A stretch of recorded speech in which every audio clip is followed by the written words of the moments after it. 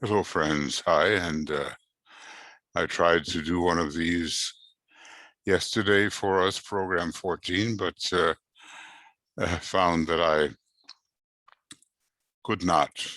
Um, I had some serious malfunctions in the computer, but now we're more or less back to normal.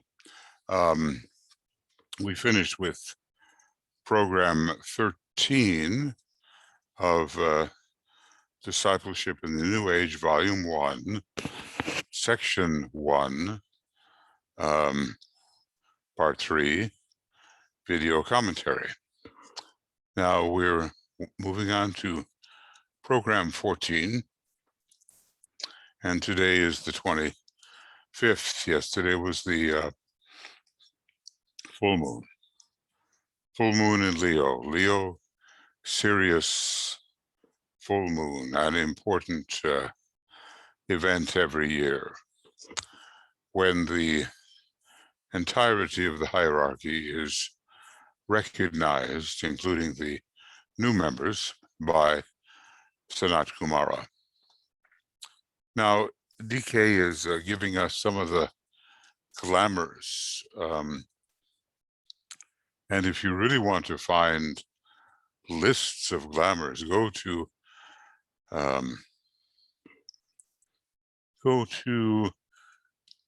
Glamour World Problem. About let's see what I can find here. Glamour World Problem, and around page 120.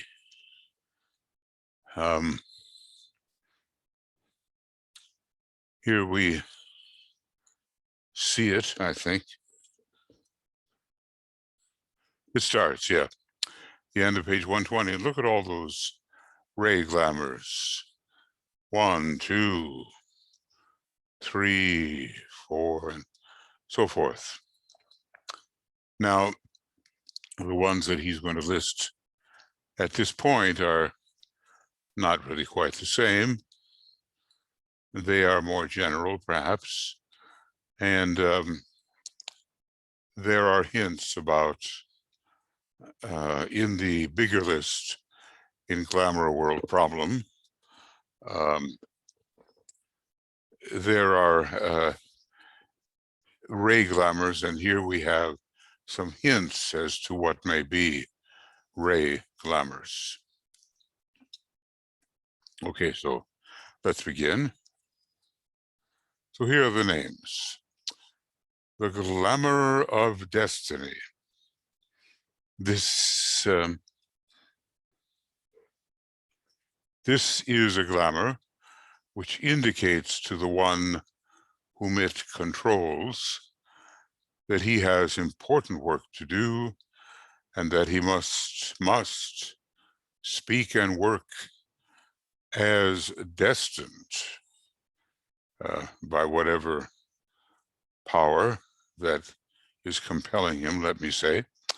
Going on, this feeds a pride which has no foundation in fact.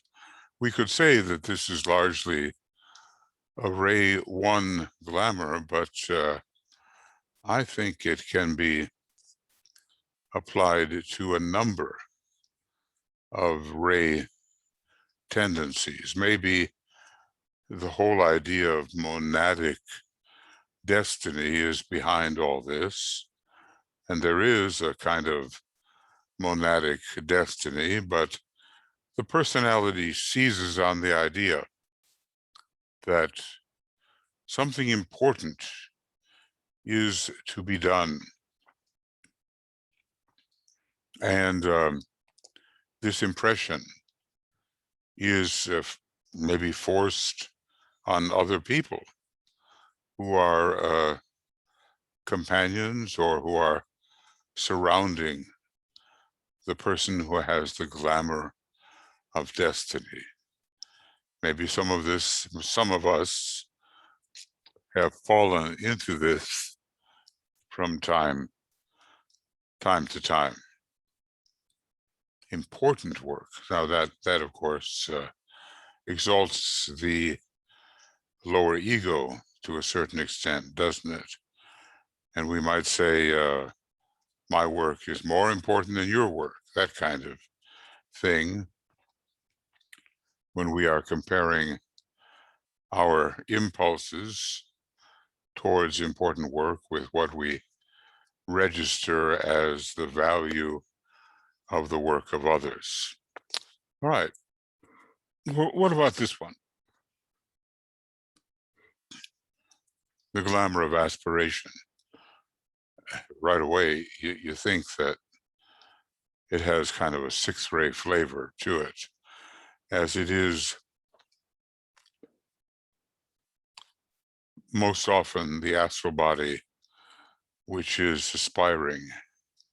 And yet in Taurus, we find what is called the highest form of aspirational idealism. So the mind is not eliminated from this glamour of aspiration. It's possible to have not only an aspiring astral body, but an aspiring mind, reaching towards some higher state than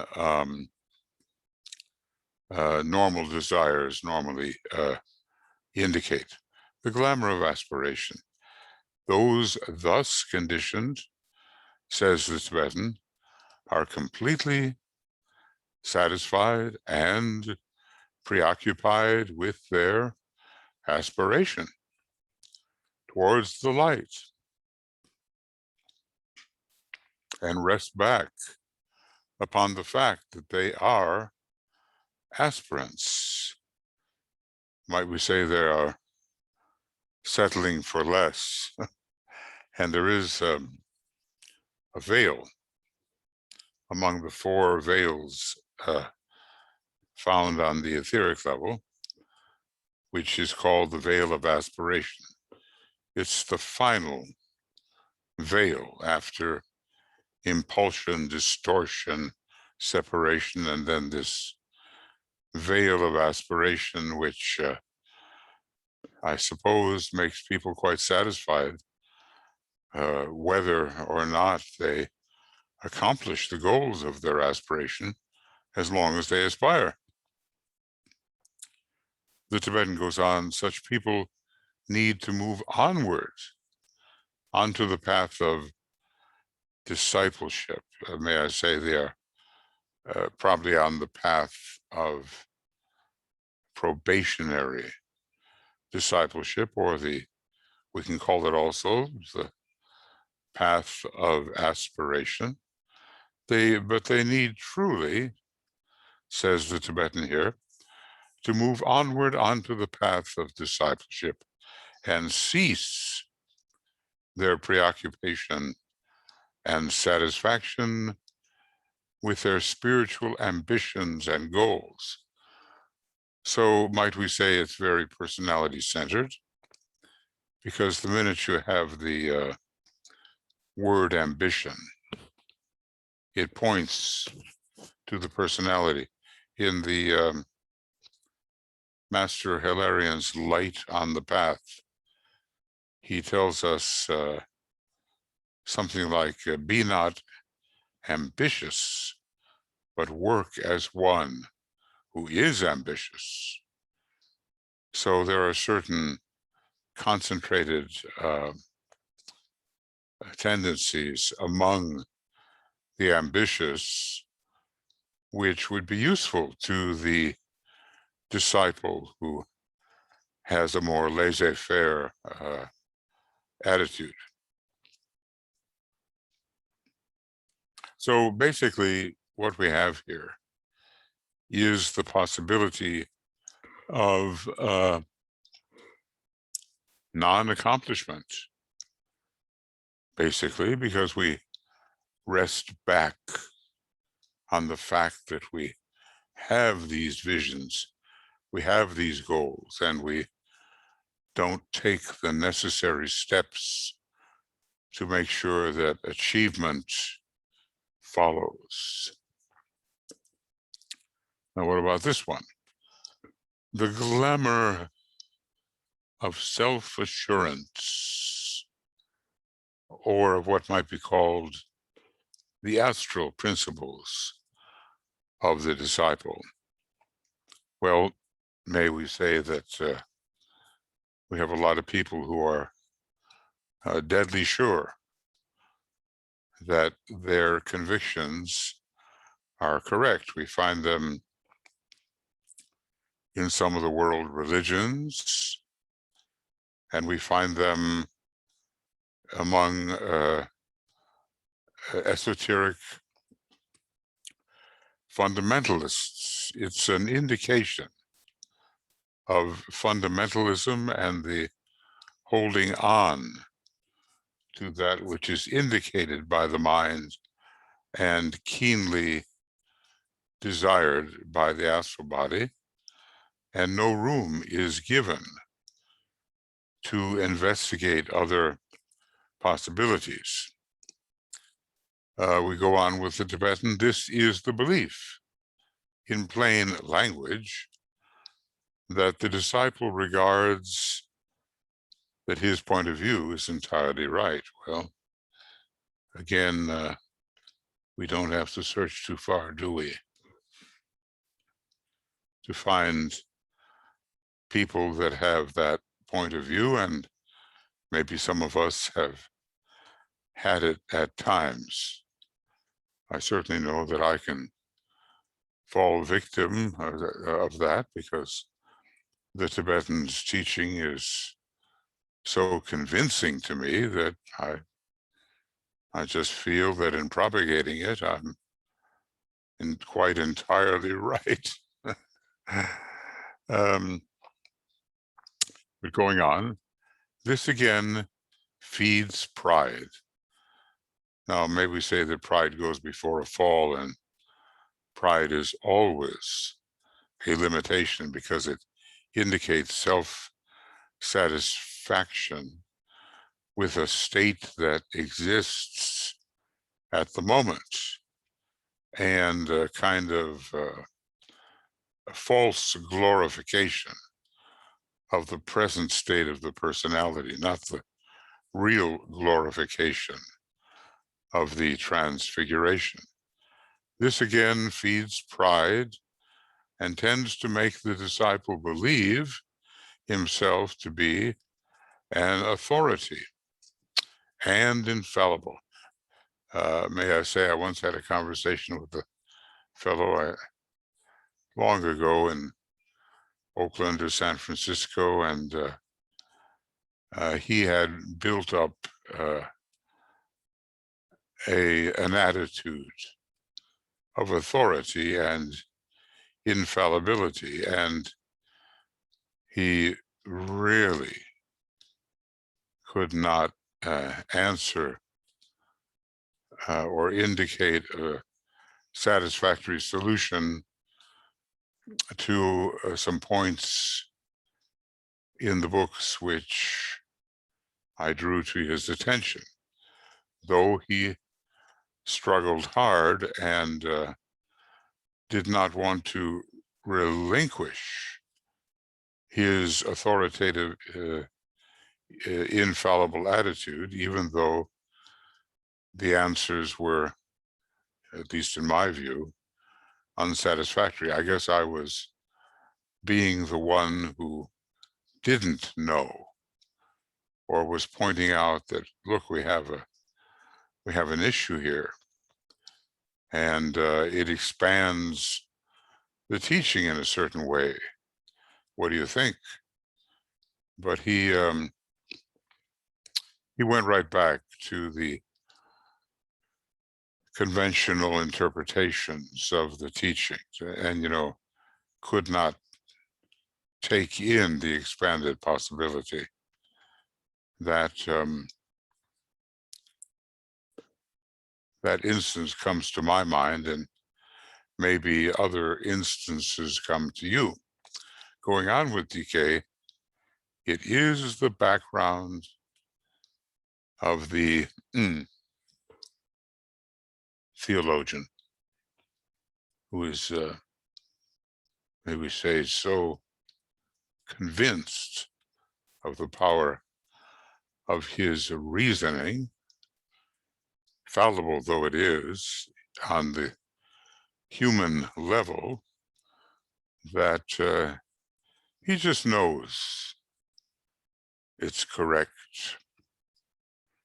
basing his conclusion on what he considers to be the infallibility of logic and reason. I mean, I think John Calvin arrived at such a state, which the Tibetan later called the damnable doctrine of predestination.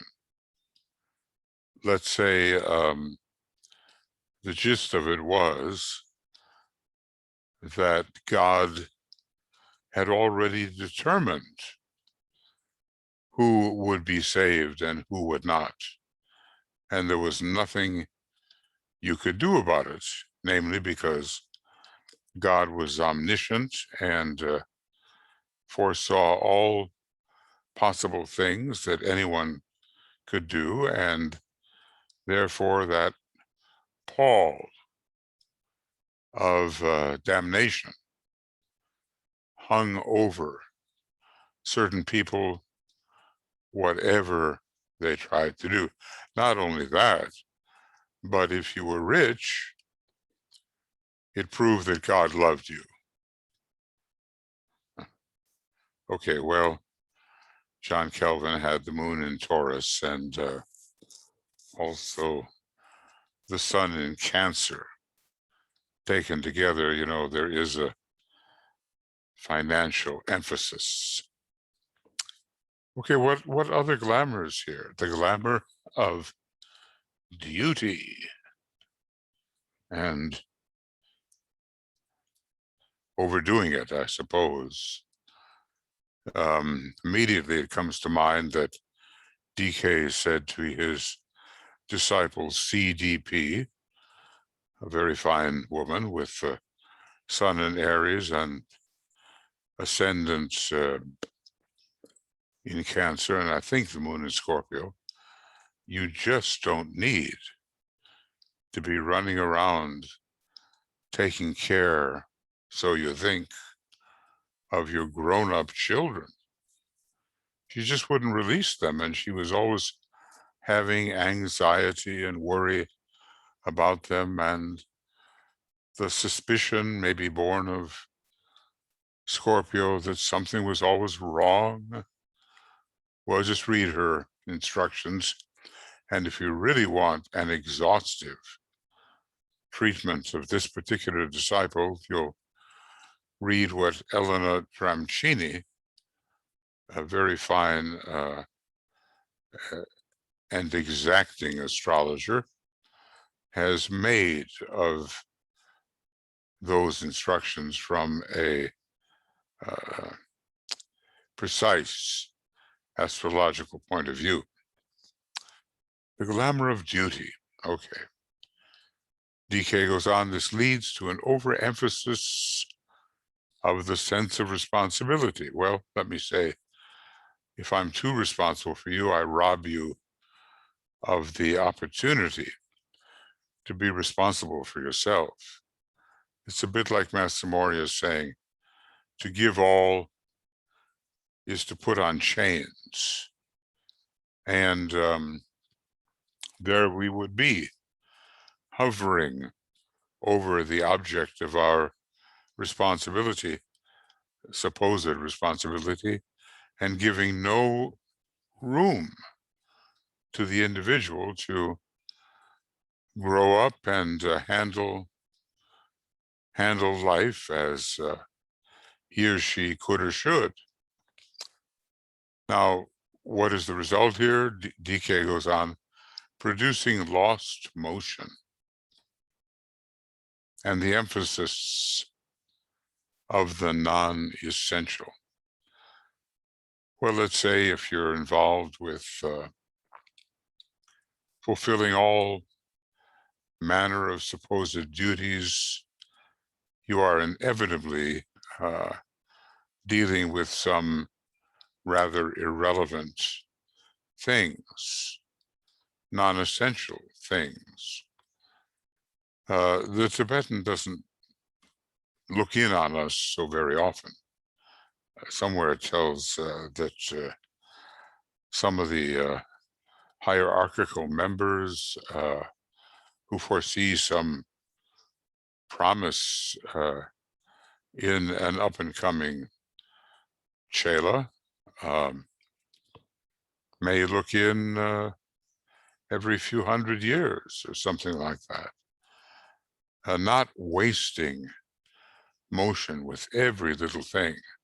And that reminds me also of this glamour of circumstance, which was the glamour of a disciple with a Ray 1 soul, Ray 5 personality, Ray 5 mind, Ray 6 astral body, and Ray 7 physical body.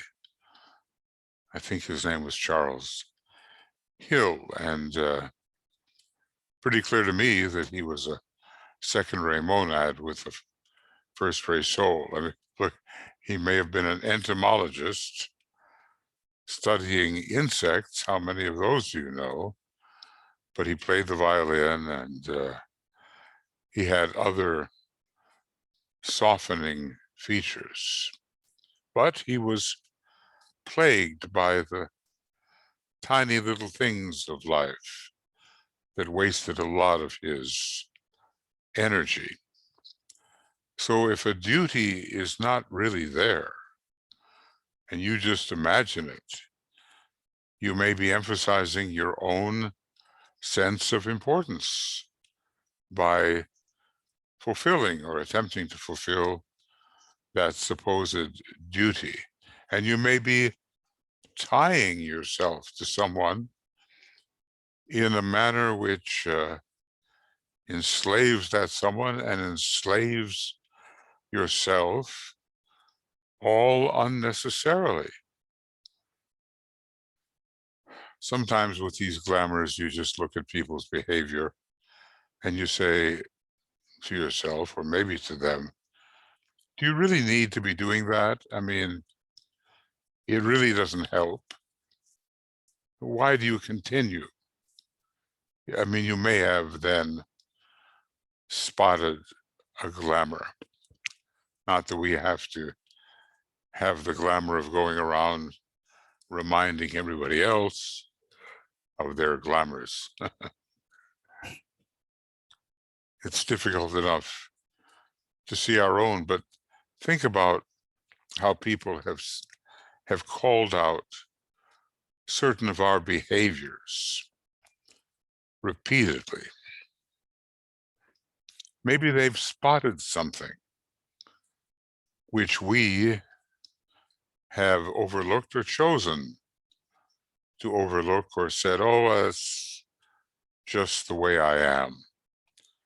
When people say that, oh, it's just the way I am, something's hiding there, and a certain resistance will be found against changing probably a glamorous or illusory behavior.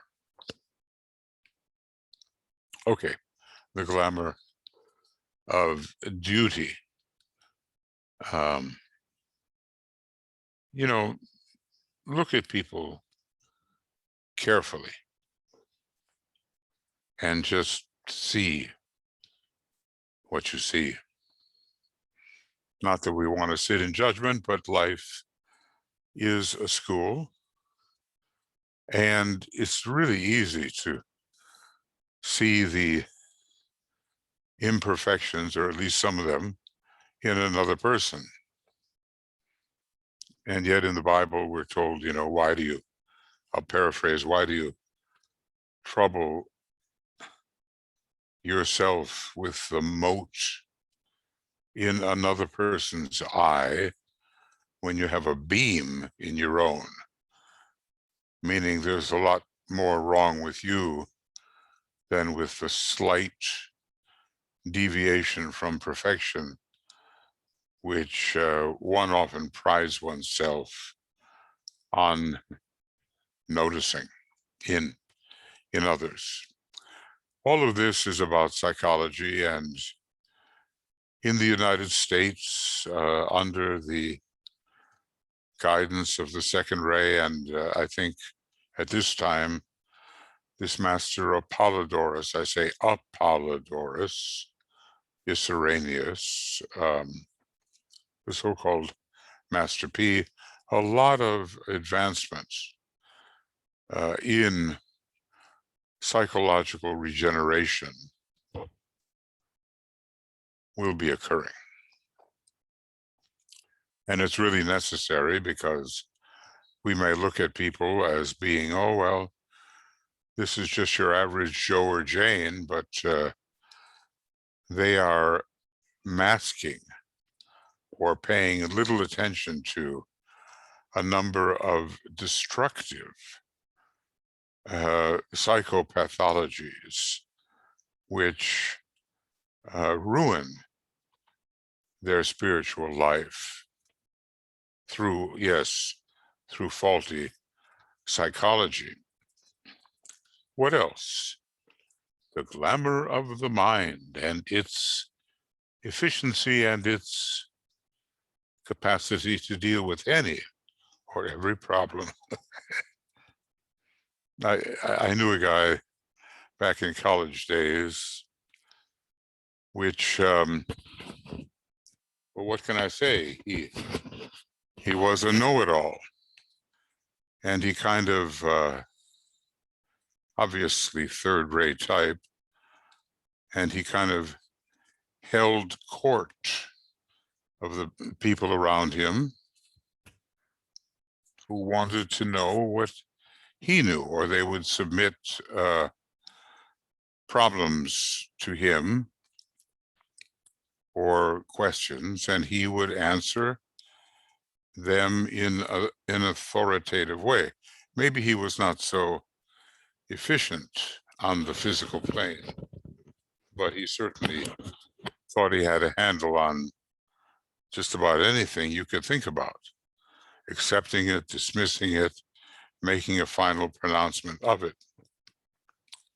If the seventh ray had been combined with the third, he probably would have been very efficacious on the physical plane as well.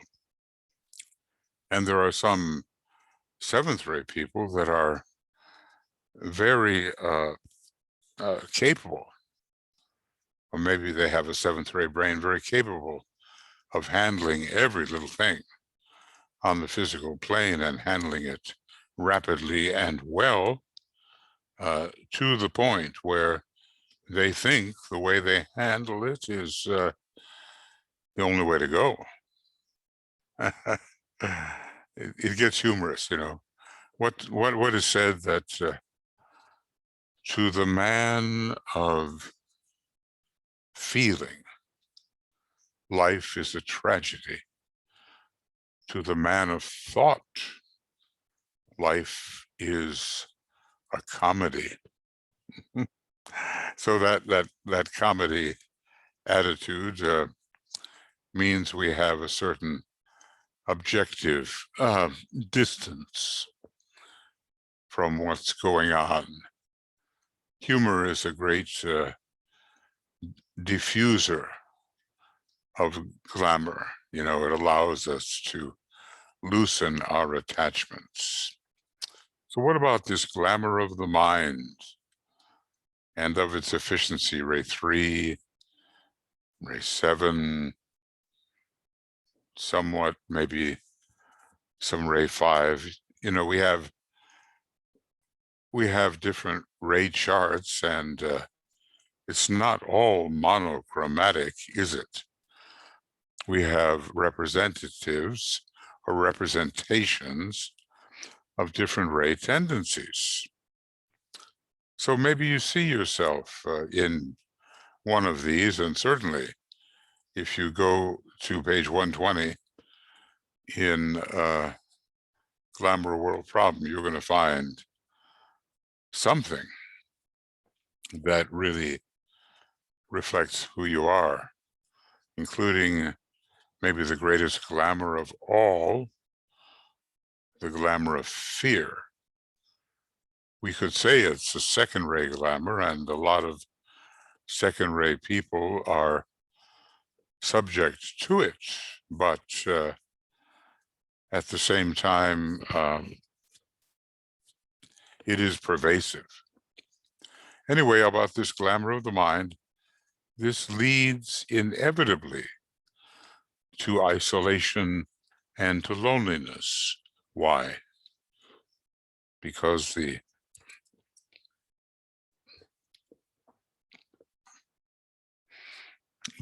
factors of love and relationship are missing, and there are different types of motion. And when we're dealing with third-ray motion, people are in their own whirl, in your own world, in your own whirl. It's this rotary motion that DK says somewhere in White Magic, it's like a flywheel. As you approach, it spins you off. It doesn't invite you in. You become isolated in the assurance that what you think is correct, and how you can handle things or choose to handle things is the right way to deal with every problem. Some of us esoterically inclined people would approach such a person, and we would be reminded that what we believe is a bunch of nonsense. Or if such a person is in the teaching, we would be reminded that our interpretation of the teaching is not worth much compared to his or her interpretation.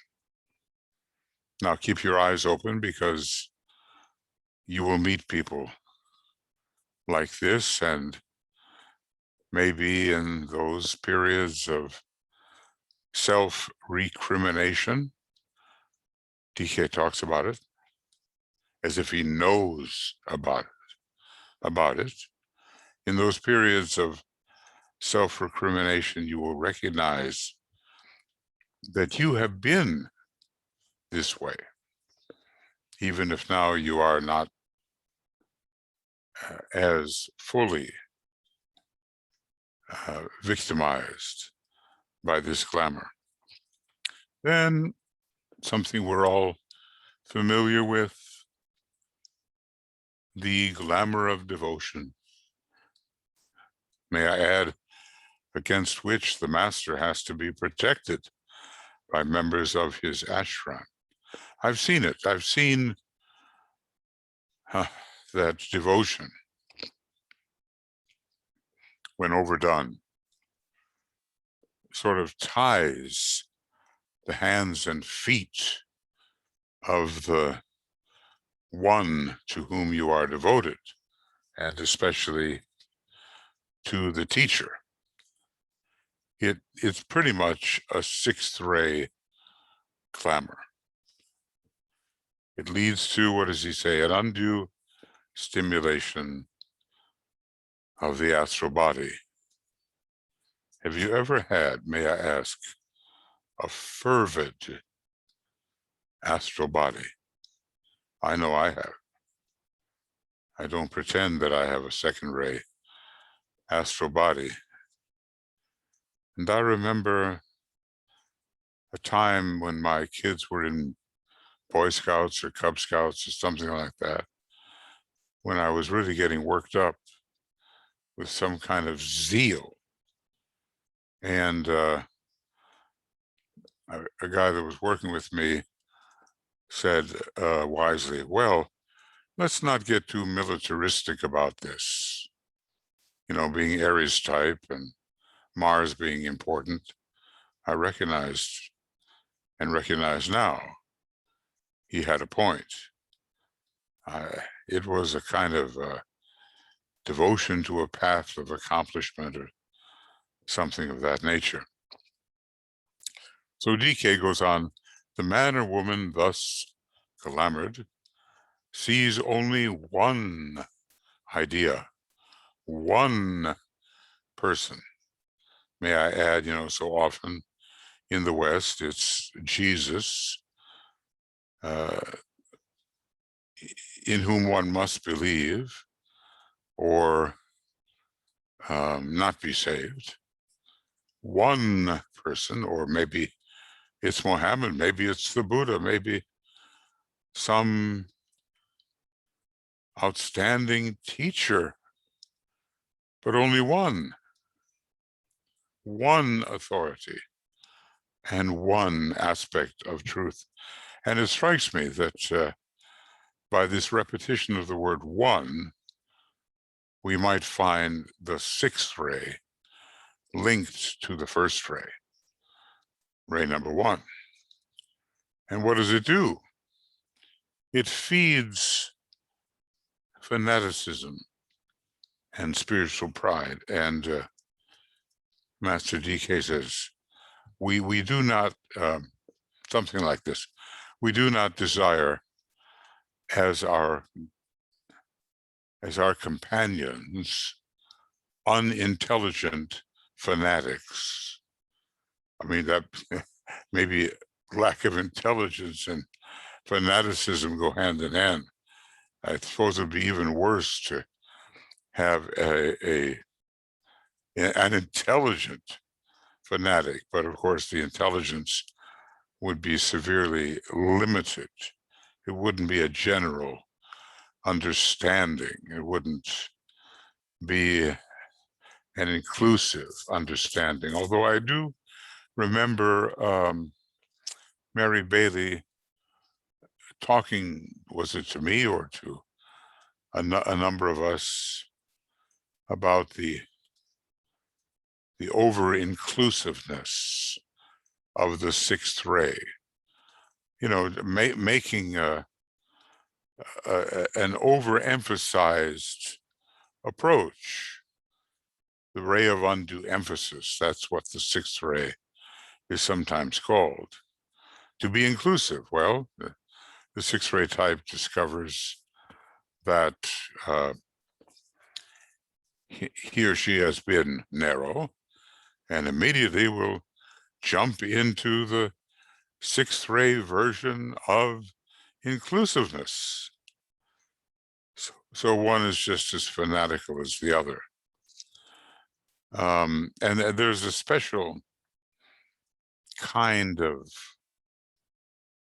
fervidness, I guess I would have to say, that can accompany these devoted attitudes. Otherwise, the master would not have to have some of the senior members of his ashram help to ward off these waves of devotion. So if you find yourself being non-inclusive, and let's say in the matter of world teachers, well, I was in Nepal and I met a Buddhist monk who could speak a little English. I was hopeless with Nepalese or whatever, and he was really railing against Jesus. It just, there was no room in his mind, only the Buddha. And Jesus was what? Not worthy of consideration. And then a friend of mine told me about riding in a car with a young woman who was of a convinced Christian, and she said with fanatically and with a sense of her own justification, I curse the Buddha. Well, what is this? Just nonsense, pretty soon there's no room for Confucius, and there's no room for Lao Tzu, and there's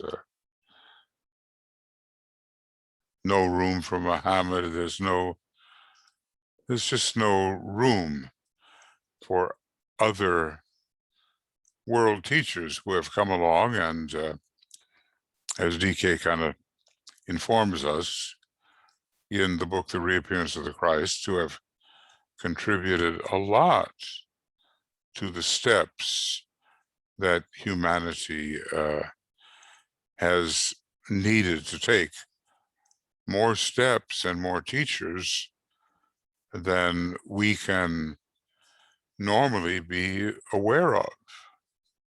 What are we going to do with the, was it the great astrologer of Atlantis 4 million years ago? Asura Maya was maybe his name. Asurya Maya. Anyway, he wrote a book that's part of the Secret Doctrine series of source books called the Surya Siddhanta. I'm not sure what the last word means, but Surya is always illumination from the sun. So let's not narrow ourselves down too much. Otherwise, we will find ourselves lacking in general understanding, and many pieces of the puzzle will be missing because we have rejected them in the search for only the one. I mean, if we accept what Master DK says as valuable, does that mean we have to reject Master Moria and his Agni Yoga, or Master Kuthumi, for whom DK has a profound reverence, or any of the other masters? No, we don't reject them just because we get perfervid about one teacher. So let's watch ourselves. That's the big thing about glamour. Keep an eye on yourself, or on your little self. Well, how can you keep an eye on your little self and take your eyes off your little self at the same time? And out of such apparent contradictions, occultism is made. You're not devotedly following the ambitious promptings of your little self. At the same time, like any good pet owner, you are making sure that the antics of the little self are not allowed to interfere. Okay, this looks pretty general. The glamour of desire, with its reflex action upon the physical body. Most people, may I say, have a very quick connection between their desires and what the physical body will do. More people that way, I would say, than having such a link between the mental body and the physical body. So what about this? And DK says, this leads to a constant condition of fighting and of turmoil. Why? Because there are so many conflicting desires. And as we try to enact them, our physical life turns tumultuous. If we try to enact contradictory desires, and if every desire is equal because it's simply our own desire, then we can expect a turbulent life. DK goes on, it negates all peace and fruitful work. And remember that there are two kinds of peace. The kind of peace that Master DK inveighs against is a peace at any price, a refusal to engage in necessary conflict and decision because we want everything to be peaceful, Well, whatever kind of peace he's talking about here, it negates all peace and fruitful work, let us say, because with fruitful work, you choose the kinds of desires that you will go with, that you will enact, that you will follow. It's not every prompting, just because they are your promptings, that you follow out. So Master DK is saying, it negates all peace and fruitful work and must someday be brought to an end. Well, let's just say the sixth ray and the fourth ray are pretty involved in this kind of glamour, especially in the beginning phases before the sixth ray shows its more harmonious side. It is the ray of war, and so many wars are fought because of the desire nature and not because of clear thinking, obviously. A constant condition of fighting and turmoil, and it makes the individual very difficult. And so we learn about the fourth ray types at a certain stage of evolution, that they are, quote unquote, just delightful and difficult, close quote, individuals. So Master Moria probably would say, you had better co-measure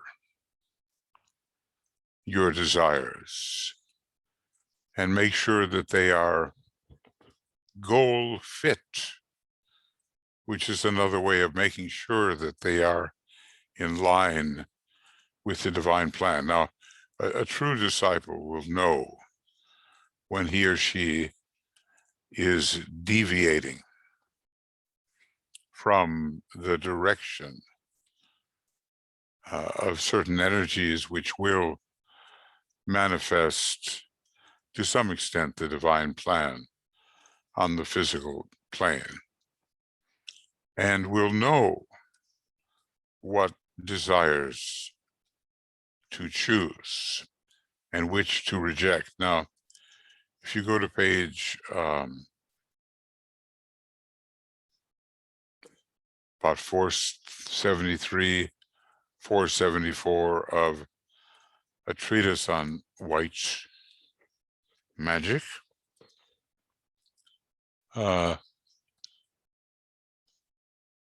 we will see a list of 15 councils. Oh, wrong book. There we go.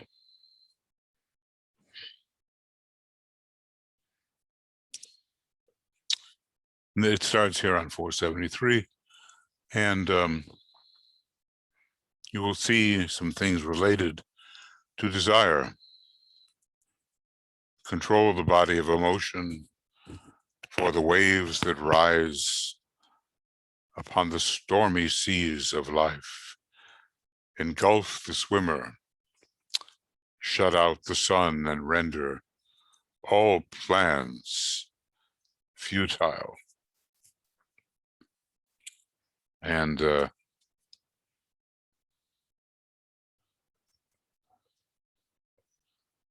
here's one.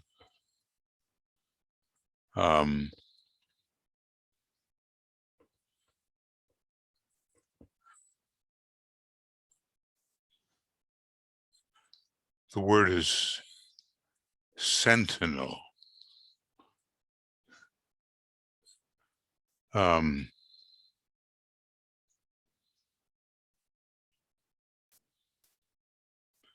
If I can find that.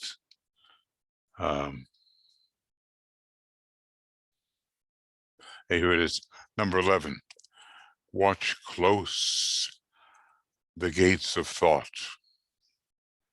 Well, isn't it a little different than having your mind always on your little self, wondering about its fate? This is training the instrument, okay? It's different. Watch close the gates of thought. Sentinel Desire. There you are on the walls of the city, looking keenly for the enemy who might be attacking the citadel. And if you are not an alert sentry and do not sentinel desire, the whole edifice is in danger. Sentinel desire. Cast out all fear, all hate, all greed. Well, those are pretty strong sins, we might say. They are strong misbehaviors. They stop real progress. And he tells us to look out, not just always in an inward, introspective, self-absorbed manner, and up, where the desires that have to be sentinels are not found, but other and higher aspirations are found. Just go to page 473 and 474. It goes up to 475, so just a couple of pages there, which tell us about how we are to behave, what we are to do as we attempt to clean the house, we might say. This is all about house cleaning. So we sentinel desire. We don't let every little desire run the show. We choose which desires, in Moria's words, are goal fit. And we therefore simplify our astral life. Now, the last one he gives, and maybe doesn't say too much about, is the glamour of personal ambition. Maybe he's leaving that to us, right? But if we want to advance the welfare of the little self, and we're not thinking about the welfare of the larger group or the nation or the humanity as a whole, then we'll just be consumed by this personal ambition.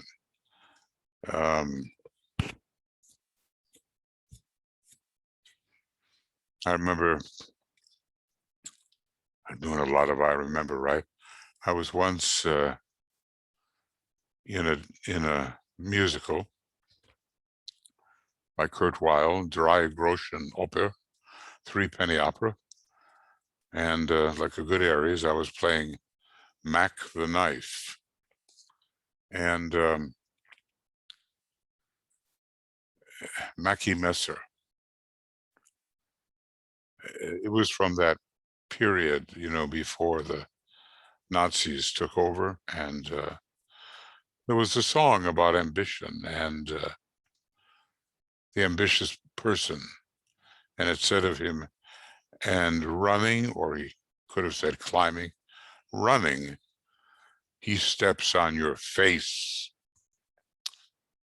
Well, when we're social climbing and trying to reach the top, personally considered, we don't care what happens to the other people that we will be harming. We do them damage because we want to advance our little self. Obviously, that's not going to lead to any kind of true group work and group service. It's not going to qualify.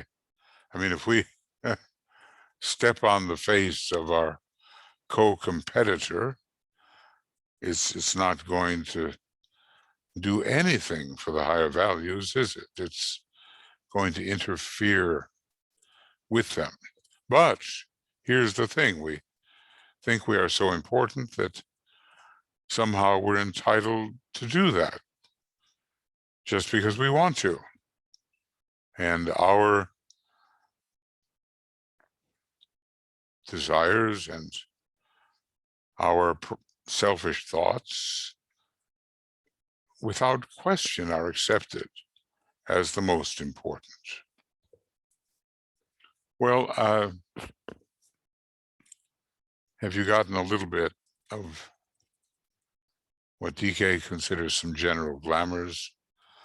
The glamour of destiny, the glamour of aspiration, the glamour of self-assurance, the glamour of duty, the glamour of environing conditions. Is the disciple DLR? Are those his initials? The glamour of the mind, the glamour of devotion, the glamour of desire, and the glamour of personal ambition. That ought to be enough to capture quite a few of us, I would say, in our more glamorous moments. Glamour to me is an exaggeration or minimization, of a non-essential, the minimization of an essential. It's a distortion. It's a lack of proportion by which we live, and therefore never reach, while those glamours are active, the higher points of tension, which are required of the true advancing chela. DK says here, there are many other glamours, both individual and worldwide, but these will serve to indicate the general tendency. Those who are in preparation for initiation, DK says, must learn to work consciously with glamour, rather than, may I say, to be worked over by it. He goes on, they must work effectively with the presented truth. And may I say, sometimes when one is reminded of one's glamours, one is not full of appreciation for even when a master suggests that a glamour has been lurking, sometimes there's even kind of a shock and resentment because, well, that's just the way I am. I mean, I didn't consider this a glamour. I considered this a virtue, but then it's amidst our virtues that the dangers take place. So those preparing for initiation DK says, they must work effectively with the presented truth, ignoring any pain or suffering. Indifference, right? Or mental questioning, which is incident to personality rebellion and limitation. I think we can say that the personality is not accepting the corrective gladly and rebels against that which reveals the glamour, even if it is one's own angel of the presence and not the master. DK goes on to say they must cultivate that divine indifference. And what do we want there? The technique of indifference related to Maya, or just a general indifference? So repeating, they must cultivate that divine indifference to personal considerations, which is the outstanding hallmark of the trained initiate. Well, I guess there are new initiates and those who have been around for a while and are trained accordingly. So we've, not done a lot of pages. We're on page 28, and basically this took us this far, and I have a broadcast coming up, or at least Tuya does, so got to get ready.